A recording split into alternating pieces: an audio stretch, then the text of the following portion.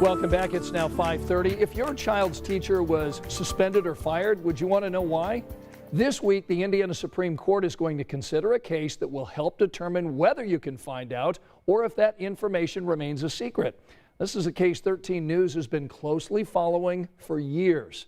Our senior investigative reporter Bob Siegel explains tonight how this case got to Indiana's High Court and why the case focuses on just 2 words. 5 years ago, Hamilton Southeastern Schools quietly voted to suspend employee number 10042. 13 Investigates learned that employee was former Fishers teacher and head football coach Rick Wimmer. The unpaid suspension came several months after the coach was involved in a classroom altercation with a student. But the school district would not say if the discipline was for that same incident or for something else. HSE has kept those facts a secret, even though Indiana law requires public schools to release that information. So 13 News filed 2 separate complaints with the state's public access counselor. Both times, the counselor confirmed the school district is obligated to provide more facts. And both times, the school district refused, continuing to hide the details of the coach's suspension. They violated the spirit and intent of the law. When something like this happens, the public has the right to know to an extent what happened.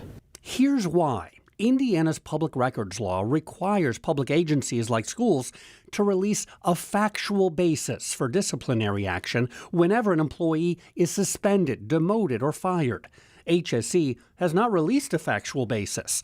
The school district has told 13 News only that it suspended the coach for not implementing instructions for classroom management strategies and for violating a school board policy.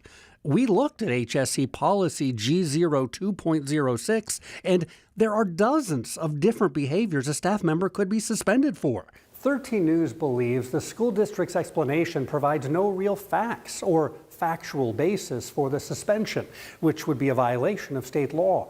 The school district disagrees, arguing Indiana law provides no clear definition of factual basis, and therefore the vague information that it released is enough. 13 News decided to bring this case to court to fight for the public's right to information. So far, a trial judge and the State Court of Appeals have sided with the school district. But now, the case is going to the state's highest court.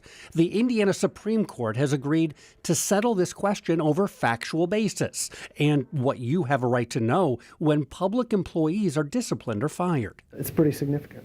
Public Access Counsel Luke Britt says the court's decision could benefit not only Indiana's citizens, but also hundreds of public agencies. This has the potential to kind of open it up for every agency to say, okay, here's the standard, here's what you have to provide in terms of a factual basis, and so there's no question.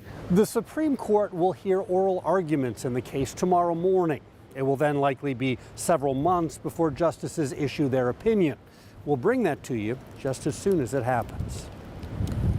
It's important to point out here this case isn't just about the situation at Fishers High School. 13 Investigates has reported other situations where schools suspended, demoted, or fired teachers and administrators without telling you why. You can see more about all these cases on WTHR.com/investigates.